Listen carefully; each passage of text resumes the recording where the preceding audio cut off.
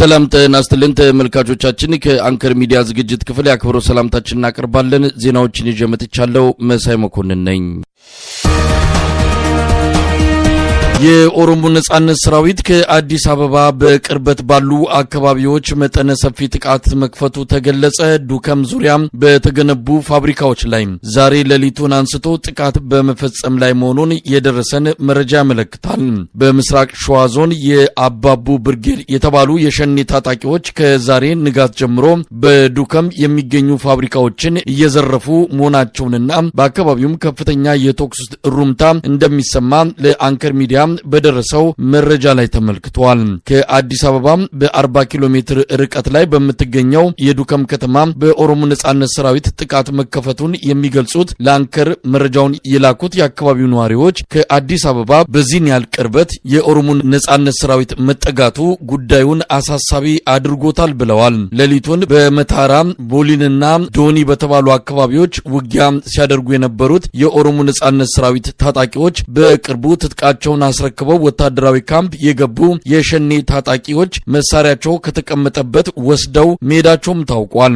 የምስራቅ ሸዋ ዞን አስተዳደር የምንዋጋው ጠላት የለንም በማለት በቅርቡ መከላከያ ሰራዊት ከአካባቢው ለቆ እንዲወጣ ማስደረጉን ተከትሎ የኦሮሞ ነጻነት ሰራዊት ጥቃት በመክፈት እየተስፋፋ መምጣቱና ወደ አዲስ አበባ መጠጋቱ የብልጽግና መዋቅር ከኦሮሞ ነጻነት ሰራዊት ጋር አብሮ የሚሰራ አካል እንዳለው የሚያሳይ ነው ተብሏል። ይህ ዜና እስከተጠናቀረበት ጊዜ ድረስ የኦሮሞ ነጻነት ሰራዊት ዱከም አካባቢ ጥቃቱን ቀጥሏል። በብልጽግናው አገዛዝ በኩል እስካሁን የተሰጠ ማብራሪያ የለም።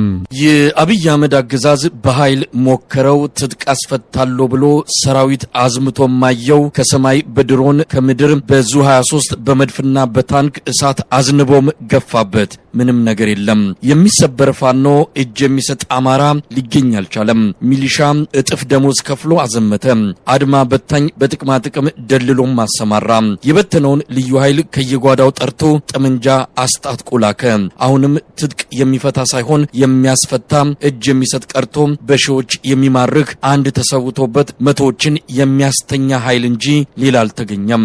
ታቦት አሲዞ ሽማግሌም ሰዶ በየጫካው ላከ። አሁንም የሚፈልገው አልተገኘም። አዋጅ አስለፈፈ 2-3 ጊዜ የ7 ቀናት ገደብ አስቀምጦ ሰላማዊ ጥሪም አደረገ። አሁንም ወፍ የለም። ባለስልጣናቱን በቡድን ከፋፍሎ በ25 የአማራ ከተሞች ህዝብን ሲያወያዩ ዋለ። ወይ ፍንክች! የአማራ ህዝብ ላይጨርስ የጀመረው ትግል እንደሌለ ለ4 ኪሎ ገዢ መልእክት ተሰደደለት። በዚህ ቢሞክር በዚያ ቢያስስ የሚሰበር አንገት ያጣው አብይ አህመድ የብአዴን ሽማግሌዎችን ቄሶችንና ሼሆችን አዲስ አበባ ጠርቶ አስታርቆን ካሳም ቢሆን እንከፍላለን ሲል ተማጸነ። ኃጢአቱን የሚሸፍንለት የመሰለውን ካባ ቢደርቡለት በደም በጨቀየው እጁ ስጦታ ቢያበረክቱለት በዱር በገደሉ ለሉናው የተሰማራውን ፋኖ የሚመልሰው ፈጽሞ ሊሆን አልቻለም። አሁንም ተስፋ አልቆረጠም። በአንድ እጁ እንደራደር እያለ በሌላ እጁ የድሮን ማስፈንጠሪያ እየተጫነ የጭካኔ ጉዞውን ቀጠለበት። ዛሬ ደግሞ ምስለኔዎቹን ልኮ የአማራ ባለሀብቶችን እንዲያሸማግሉት ሙከራውን ጀምሯል። በአዲስ አበባ ኃይሌ ሪዞርት የተጠሩት የአማራ ባለሀብቶች በማስፈራራት የታጀበ መዳረሻው የትም በምንም ብለው ፋኖችን ወደ ሽምግልና እንዲያመጡ ማድረግ የሆነ ስብሰባ ላይ ነበሩ። የኦሮሚያ ብልጽግና ምስለኔ አስተዳደር መሪ አረጋ ከበደና ካቢኔው የመሩት ስብሰባ ከባለሀብቶቹ ጠንካራ ተቃውሞ እንደገጠመው የአንከር ሚዲያ ምንጮች ካደረሱን መረጃ ለማወቅ ተችሏል። በስብሰባው የተገኙና ስማቸው እንዲጠቀስ ያልፈለጉት አንድ የአማራ ባለሀብት አረጋ የኛን ምላሽ መቋቋም አልቻለም፣ ተመስገን ጥሩነህ ተጠርቶ በመሃል መጥቶ አስፈራራን፣ ግን ማናችንም አልተበገርንላቸውም ሲሉ ለአንከር ሚዲያ ገልጸዋል። ተመስገን እንቢታችንን ማስቆም እንዳልቻለ ሲረዳ እናንተ የአማራ ባለሀብቶች ሆናችሁ አዲስ አበባ ምን ትሰራላችሁ? ወደ ክልላችሁ መሄድ አለባችሁ እስከ ማለት መድረሱንም ተናግረዋል። አቶ ተመስገን በየድርጅታችሁ በአካል እመጣለሁ እያለም ማስፈራራቱን እንደቀጠለ የገለጹልን በስብሰባው የተሳተፉ ባለሀብት በመጨረሻም ያለምንም ስምምነት ስብሰባው ተጠናቋል ብለውናል። ከኦሮሚያ ክልል በሀገራዊ ምክክር ኮሚሽኑ መድረክ ቀረቡ የተባሉት አጀንዳዎች ኢትዮጵያን ቀውስ ውስጥ ሊከቷት እንደሚችሉ ተገልጿል። አጀንዳዎቹ ከህዝብ የተሰበሰቡ ናቸው ቢባልም በመንግስትና በተቃዋሚ የኦሮሞ የፖለቲካ ልሂቃን በኩል የሚቀነቀኑ አጀንዳዎች በመሆናቸው የኢትዮጵያ ቀጣዩ የፖለቲካ ቀውስ አስከፊ ሊሆን እንደሚችል ነው ስማቸው እንዳይጠቀስ የጠየቁ አንድ የአዲስ አበባ ዩኒቨርሲቲ የፖለቲካ ሳይንስ መምህር የገለጹት። ለአንከር ሚዲያ በጽሁፍ መልእክታቸውን የላኩት እኚህ የፖለቲካ ሳይንስ መምህር በሀገራዊ የምክክር ኮሚሽኑ በኩል ከኦሮሚያ ክልል ተሰብስቧል የተባሉት አጀንዳዎች በሙሉ ቀጣዩ የኢትዮጵያ ብሔራዊ የደህንነት አደጋ ምንጮች የመሆን እድላቸው ሰፊ ነው ብለዋል። አዲስ አበባን፣ ሐረር፣ ድሬዳዋንና ሞያሌን በኦሮሚያ ክልል ስር ማጠቃለል፣ በሁሉም ክልሉ በሚዋሰንባቸው አካባቢዎች የሚገኙ የድንበርና የወሰን ጥያቄዎች ተነስተው መሬቶቹ ወደ ኦሮሚያ ክልል እንዲጠቃለሉ ማድረግ እንዲሁም የኦሮሞ ሕዝብ በታሪክ ለተፈጸመበት በደል እውቅና እንዲሰጠው የሚሉት አጀንዳዎች በኢትዮጵያውያን መሃል ከፍተኛ ግጭት ሊቀሰቅሱና ደም ሊያፋስሱ እንደሚችሉ የገለጹት የፖለቲካ ሳይንስ መምህሩ እነዚህ አጀንዳዎችን ገዢው የኦሮሚያ ብልጽግና የሚደግፋቸውና ከጀርባም ወደፊት እንዲመጡ እያደረጋቸው መሆኑ መጪው ጊዜ ለኢትዮጵያ ትልቅ አደጋ የደቀነ ነው ሲሉ ስጋታቸውን አክለዋል። በኦሮሚያ ክልል የአጀንዳ ማሰባሰቡ መርሃ ግብር ውስጥ የመገንጠልን መብት የሚፈቅደው አንቀጽ 39 በሕገ መንግስቱ ተጠብቆ እንዲቆይም መጠየቁን ያገኘነው መረጃ ያመለክታል።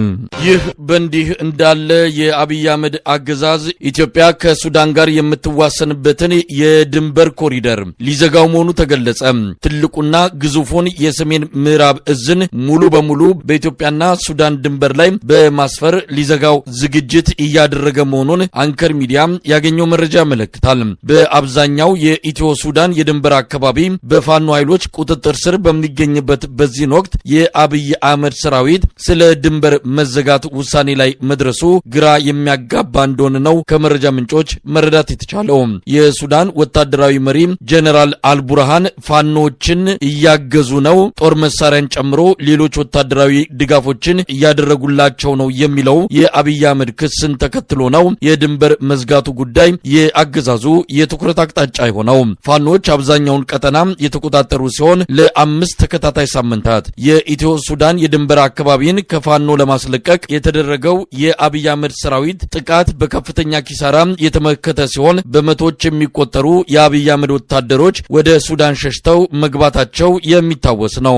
በደረሰን መረጃ ላይ እንደተመለከተው አብይ አህመድ የሱዳኑን የድንበር ኮሪደር የሚዘጋው በቅድሚያ አካባቢውን ከፋኖች ካስለቀቀ በኋላ ሲሆን ለዚህም ሰሜን ምዕራብ እዝን ከተለያዩ የአማራ አካባቢዎች በመሰብሰብና በሜካናይዝድ በማጠናከር በቅርቡ ፋኖች ላይ ጥቃት እንደሚከፍት በእቅድ ተይዟል። የሱዳኑ አማጺ ቡድን የፈጥኖ ደራሽ ፓራ ሚሊተሪ ሰራዊት አዛዥ ጀነራል መሐመድ ደጋሎን በመደገፍ በሱዳን ቀውስ ውስጥ እጁን ያስገባው አብይ አህመድ ሰሞኑን የአሜሪካን መንግስት በደጋሎ ላይ ማዕቀብ መጣሉን ተከትሎ ረጅም እጁ መቆረጡን የሚገልጹት የአንከር ሚዲያ ምንጮች የሱዳኑን ድንበር የመዝጋት ውሳኔ የመጣውም አብይ አህመድ በቀጠናው ያለው አቅም እየተዳከመ በመሆኑ ነው ሲሉ ለጉዳዩ ቅርበት ያላቸው ወገኖች ገልጸዋል። የሰሜን ምዕራብ እዝ ሙሉ ኃይሉን ወደ ምዕራብ ጎንደር በማድረግ የፋኖ ኃይሎች ላይ ጥቃት የሚከፍት መሆኑን በተመለከተ የቀጠናውን የፋኖ አንድ አመራርን በጉዳዩ ዙሪያ አነጋግረናቸው እንዳመጣጡ እናስተናግደዋለን ሲሉ ምላሽ ሰጥተዋል። በአዲስ አበባ በመንግስትና በተለያዩ የልማት ድርጅቶች ውስጥ በተለይም የአማራ ተወላጆች ላይ በቂ ባልሆነ ምክንያት ከስራ ገበታቸው በማፈናቀል በእነሱ ምትክ የአንድ ቋንቋ ተናጋሪ በሆኑ ሰዎች እየተያዘ ሲሆን ይህ ድርጊት በሁሉም ክፍለ ከተሞች ቁልፍ የሆኑ የስራ መደቦች ኦሮምኛ ቋንቋ በሚናገሩ ብቻ እየተያዘ ሲሆን ከተለያዩ የኦሮሚያ ክልል አካባቢዎች በመጡ ሰራተኞች እየተሰገሰጉ ይገኛሉ።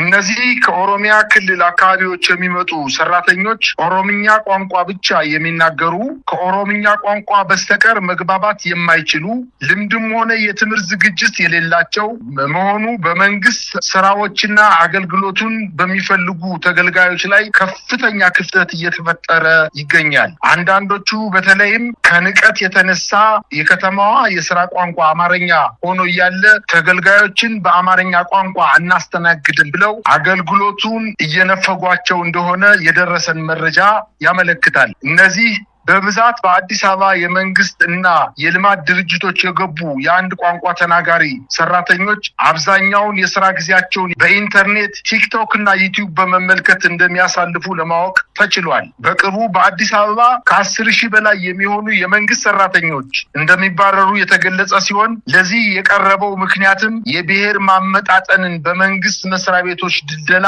እንደሚደረግ መወሰኑን ተከትሎ መሆኑ ተገልጿል። ለአንከር ሚዲያ በደረሰው መረጃ እነዚህ በ10 ሺዎች የሚባረሩ ሰራተኞች በምትካቸው ከኦሮሚያ ክልል ከተለያዩ ቦታዎች የተዘጋጁ ሰራተኞች ሊቀጠሩ እየተጠባበቁ እንደሆነ ለማወቅ ተችሏል። ይህ የብሔር ንቅለ ተከላ በሺዎች የሚቆጠሩ የአንበሳ አውቶቡስ ሰራተኞች ላይ ተግባራዊ ሊደረግ ዝግጅት መጠናቀቁና በድርጅቱ የአንበሳ አርማ ላይም ለውጥ ሊደረግ እንደሆነ የደረሰኝ መረጃ ይጠቁማል። አዲስ አበባ ላይ የህዝብ አሰፋፈርና ዲሞግራፊ ለውጥ ለማድረግ በስፋት እየሰራ የሚገኘው የኦሮሚያ ብልጽግና በብሔር ማመጣጠን ሰበብ ሌሎች ብሔሮችን አግልሎ ከኦሮሚያ ክልል ብቻ ሰራተኞችን እያሰባሰበ መሆኑ ተመልክቷል። ባለፈው ጠቅላይ ሚኒስትር አብይ አህመድ በፓርላማ ተገኝተው የአዲስ አበባ ህዝብ ኦሮሞ ጠል ነው የሚል ንግግር ካደረጉ ወዲህ መጠነ ሰፊ የሆነ የስራ ገበታና የመኖሪያ ቤት የማፈናቀል እርምጃ እየተወሰደ እንደሚገኝ ለማወቅ ተችሏል። በወቅቱ ጠቅላይ ሚኒስትሩ እንደ ዘበት አድርጎ የገለጸውና የብሔር መመጣጠን በየመስሪያ ቤቱ እንዲደረግ ህግ አውጡ ብሎ ለህዝብ ተወካዮች ምክር ቤት የገለጸው የአጋጣሚ ሳይሆን የኦሮሚያ ብልጽግና አቋም መሆኑን መረዳት ተችሏል።